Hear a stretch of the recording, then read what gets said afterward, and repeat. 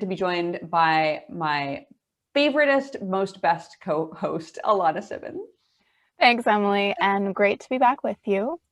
So I want to start out today's episode by talking about this man, Benjamin Smalls. This is the picture from Benjamin's obituary in the New York Times. He served 31 years in prison in New York, and earlier this year, at age 72, he asked Governor Cuomo to commute his sentence. His daughter also asked Governor Cuomo to commute his sentence. After all, she had spent most of her life with him behind bars instead of with her on the outside. And back when he filed his clemency petition, while COVID was raging through New York, through the country, and particularly within prisons, public health experts in New York and across the country begged Governor Cuomo and other governors to use their clemency powers to release people like Mr. Smalls, people who posed no risk, people who are elderly. But Governor Cuomo didn't listen. And in May, Mr. Smalls died alone. He's not alone, though, when it comes to Andrew Cuomo's disdain and neglect for people who are living behind bars and their families. So that's what we're going to discuss in this episode. We're going to discuss how Governor Cuomo has failed the people of New York by failing to implement a strong criminal justice reform effort to release people who are incarcerated, and how those efforts, those failed efforts, have contributed to New York's status as one of the states hit hardest by COVID-19. So New York leads the nation in COVID deaths right now. 34,000 people have died in New York, and it's only second to New Jersey in per capita deaths. So public health experts saw this problem coming back in March. I myself wrote an article back then calling on Cuomo to act fast to save people's lives, pointing out that there were plenty of people who were elderly and low risk or only in for minor misconduct or technical violations. Alana, you wrote on this just last week. The fact that I wrote about it way back in the spring and you wrote about it last week, it kind of demonstrates that in spite of this chorus of people, of experts, of policy leaders, of all sorts of people far above my pay grade calling on Cuomo to make these compassionate releases, he has not done enough. Programs that could have acted on these requests, that could have identified and, reduce pretrial jail populations, release the elderly, release people on technical violations of parole, release folks who are within a few weeks of release anyway. I mean, these are things that if they had been done back in March, not could have saved lives, like would have actually saved lives. Now, the issue came to a head back in the spring when something totally unprecedented happened. The chief physician of Rikers Island, Ross McDonald, spoke out publicly, which is a really big deal. He pushed back against the New York district attorneys who had been opposing these plans to facilitate early release. And Dr. McDonald, who rarely, if ever, spoke out in public because he works for the Department of Corrections and he works for the mayor and he has to maintain good relations with these people, he went ahead and made a statement on Twitter that I'd like to show you right now. This is part of a longer thread, but in this tweet he wrote, "I can't presume to tell you how to do your job, but neither should you presume to be experts in correctional health or corrections. I'm raising this alarm for a reason. I simply ask in this time of crisis, the focus remain on releasing as many vulnerable people as possible." And Alana, I should specify, I misspoke. He doesn't work for the Department of Corrections. He works with them, though, and he needs their cooperation in order to do his job at Correctional Health Services. So a statement like this, raising the alarm, it's a really big deal. Absolutely. And this is something, I mean, we never see, medical doctors within the correctional system saying, hey, we need to release a whole lot of people. And again, that's for a lot of the reasons that you just said, but it really just centers how much of a public health crisis this is when you have medical experts who are going against all of these norms to say, listen, we need to do this. And that's particularly important because we see, for example, in San Francisco, in places that reduced their incarcerated population ahead of the pandemic, that there they saw reduced infection rates under people like District Attorney Chesa Boudin, that once they started to depopulate, they saw reduced infection rates for the general population as well. But Governor Cuomo is not taking this cue. He's not using his commutation powers to depopulate New York's packed prisons, despite the fact that the coronavirus spreads faster in jails and prisons than it does on cruise ships. And he's also failed to take some other key measures that could reduce the jail population. So, for example, there are pending pieces of legislation that would end incarceration for most technical parole violations. So, for example, missing curfew or having a dirty urine. And his support testing positive for marijuana, Alana. Dirty urine does not read to some people. There you go. Exactly. And so things like that, if Governor Cuomo got behind pieces of legislation like that, pieces of legislation like less is more that say, hey, you can't incarcerate so many people for doing things that aren't crimes, a lot of people could be released from jail during this pandemic. But he's been silent on this and a number of other reform bills. I mean, he's taken some small measures, but as of October, he hasn't even managed to release 10% of New York's 45,000 person prison population. So let's talk a little bit about like how big this power is. It is kind of magic wand power. Let's talk about the power of commutation. So commutations are one of the most powerful and direct forms of release at a governor's disposal. Governor Cuomo can use this power, the commutation power, to reduce sentences to time served and allow people to go home and isolate in the middle of a pandemic. It's his power to use as he sees fit. That makes the choice not to use it very, very personal. He has chosen not to send thousands of the lowest risk and most vulnerable incarcerated people home during this deadly pandemic. Now, local outlets have been covering the reaction to this. We have, of course, a photo here from the Democrat and Chronicle, which has been covering demonstrators like Shakisha Hiltz, who's pictured here for years. These demonstrators have been regularly showing up outside Governor Cuomo's house to call for more commutations. And yet, Alana, tell us about your conversations last week with people. Yeah, so just last week, we spoke with several women who are suffering right now because their loved ones, so sons, partners, siblings, and so much more, have been incarcerated during this pandemic. Many people incarcerated during this pandemic and for about a decade before that. And many people who really turned their lives around even while incarcerated, participated in programs, helped other people who are incarcerated. And the women that we spoke to all had this really huge concern for the health and safety of their loved ones, and also talked in depth about how experiencing their loved ones' incarceration felt like they were serving time alongside them. And that's because their incarceration hurts not only their families, them, but also just sort of the community at large. And so we spoke with one woman, and her name was Cynthia Carter Young, and she's also a member of the Center for Community Alternatives. And her brother, Leonard Carter, had been incarcerated for nearly 25 years. He was scheduled to be released on May 26th of this past year, but he never made it out. Instead, he passed away from COVID-19 while in state custody on April 14th. Let's hear from his sister. And he was taken away from us because of the poor standards that was in the state prison, the decisions that was made that our governor, who when it comes to incarcerated people, he is unbothered by it.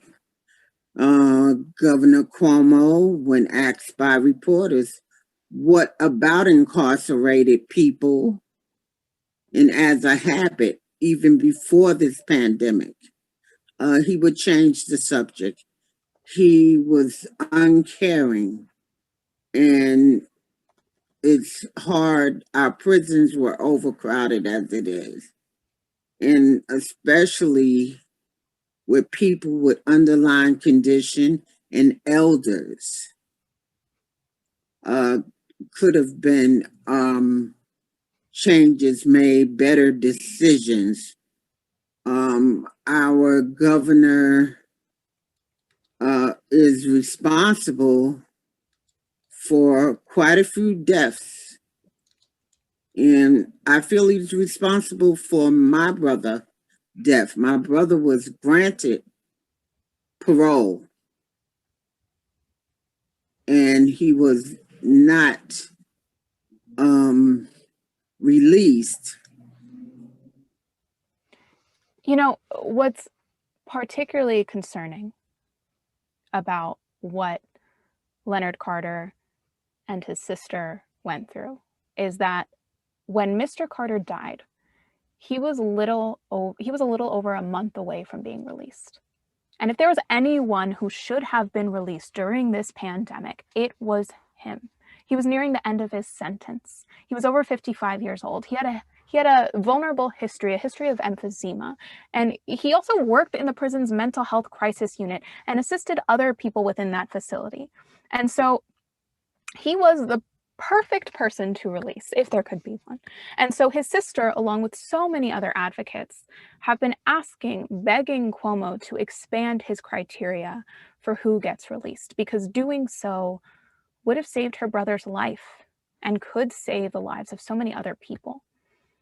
And something else that I also want to point out is something that she mentioned too about how Governor Cuomo never seemed to care about the prison population. I also spoke with so many people who said that whenever Cuomo would give his regular briefings, that they would stay glued to the TV, just waiting for him to mention something about the prison population, and over and over again, not hearing about the loved ones who could be released. And that just sort of shows that Cuomo isn't listening to the people who are begging for the releases of their loved ones. From 2016 to 2019, Governor Cuomo denied 6,000 requests for sentence commutations. This year, he has only granted a total of 14, 11 in January and 3 in June, despite the threat that COVID-19 continues to pose.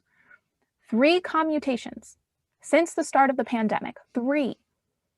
That is just not enough to meet the needs of this moment. Commutations are the simplest and the least red tape having route to unnecessarily delays. And I think what really strikes me when thinking about this and watching that video is like, does he not realize that for every one of those tens of thousands of people locked up in New York prisons, there are parents and siblings and partners and children? And like, when you think about who cares about people living in prisons, it's not just the people living in prisons.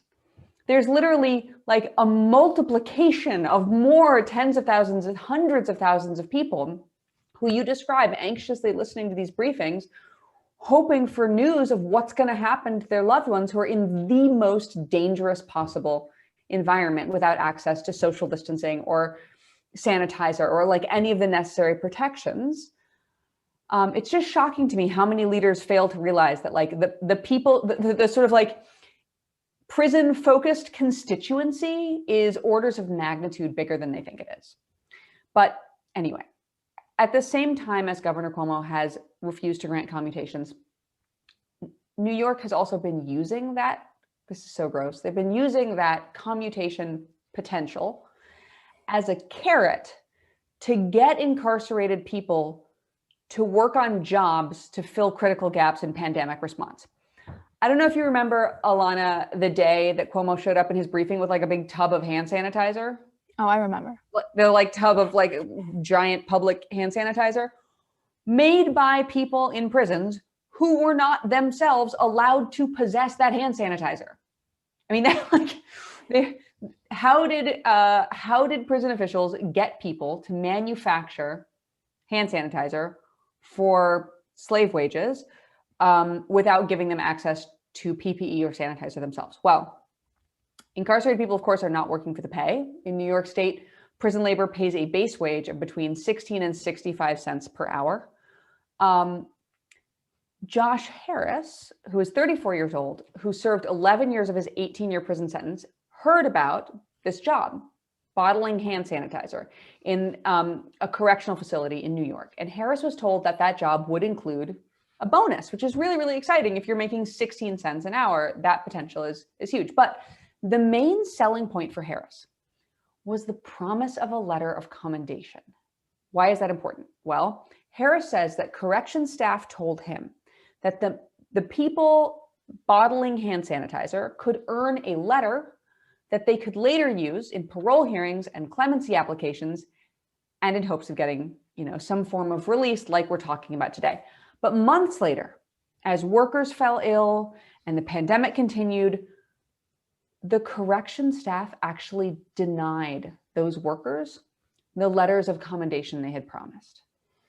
So the possibility of release from these incredibly frightening circumstances is being dangled to get people to manufacture safety equipment for the population outside, and then, in a shocking act of cruelty, taken away when people actually put their lives on the line and do the work. So the Department of Corrections and Community Supervision maintains that they are going to write the letters.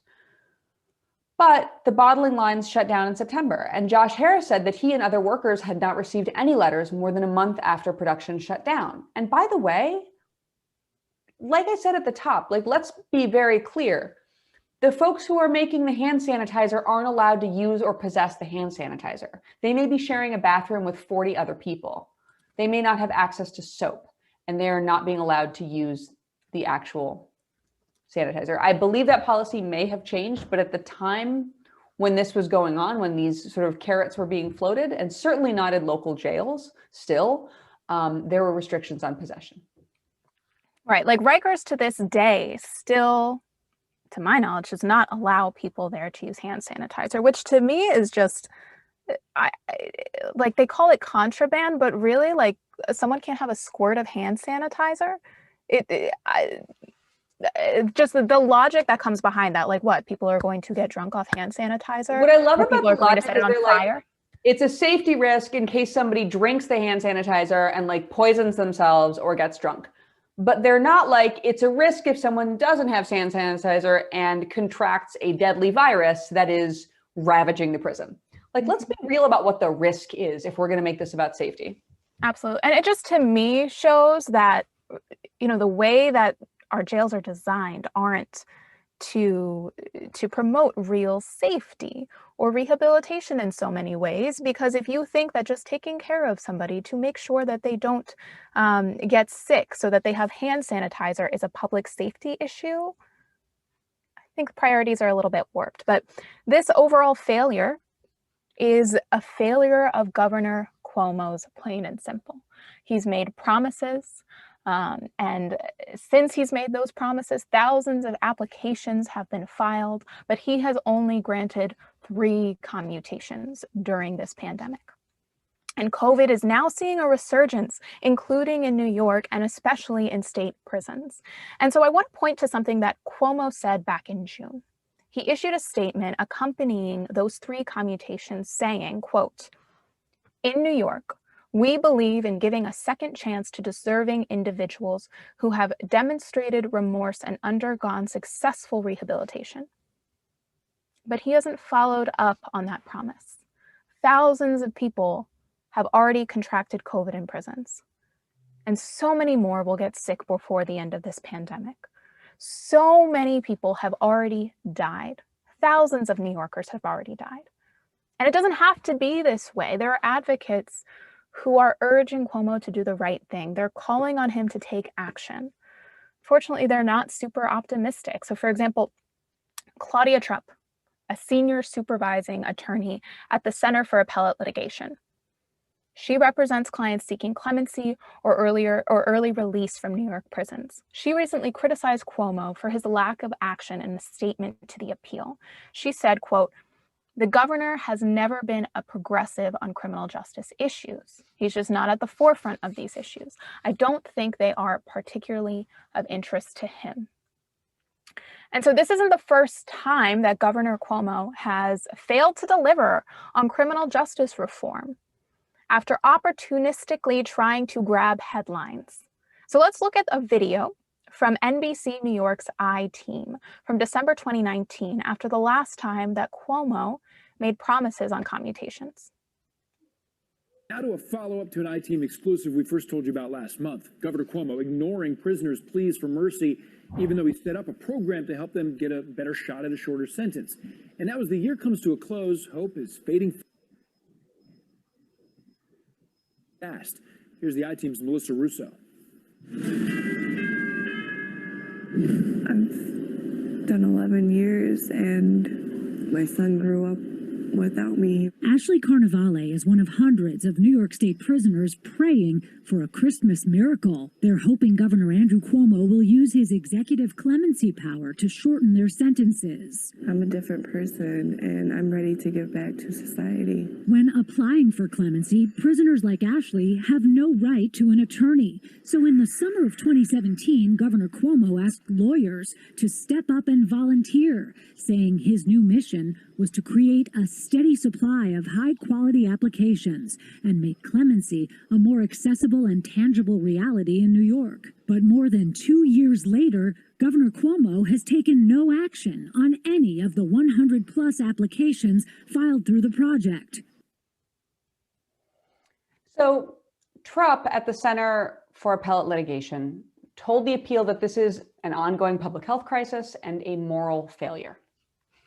And the quote is, "This is really about just trying to save lives. If you are COVID-19 vulnerable, you are COVID-19 vulnerable. Our clients don't deserve to die in prison simply because they committed a crime. They weren't sentenced to a death sentence. For people who are truly vulnerable and are at extreme risk, the unresponsiveness of the courts and politicians has been really disappointing." Now, Trupp also joined the New York State Association of Criminal Defense Lawyers in a plea to Governor Cuomo last March, urging action. And local health experts have repeatedly warned that this failure would result in thousands of people dying. This has become a reality, and we've seen these stories about bodies being stored in refrigerated trucks, serving as overflow for morgues. So it's really time for Cuomo. Rather than spending his time writing self-congratulating memoirs or vying for celebrity status on the Emmy circuit, it's time for him to govern. He needs to listen to public health experts and safely release people from prisons using his broad commutation power. He should have done this months ago, because if he had, so many New Yorkers might still be alive to celebrate the winter holidays with their families. But it's not too late. If he listens now to the calls of public health experts, acts now, and uses his power to grant commutations, he could still save thousands of lives. That's all the time we have for today. Thanks for joining us here on The Appeal Live, for thinking about these issues, for learning about them along with us. We'll be back again tomorrow at noon Eastern. We're going to talk about homeless sweeps in Denver amid the pandemic. You can follow The Appeal News on Facebook and The Appeal on Twitter for the latest stories. I'm Emily Galvan Almanza. This is Alana Seven, and we'll see you tomorrow.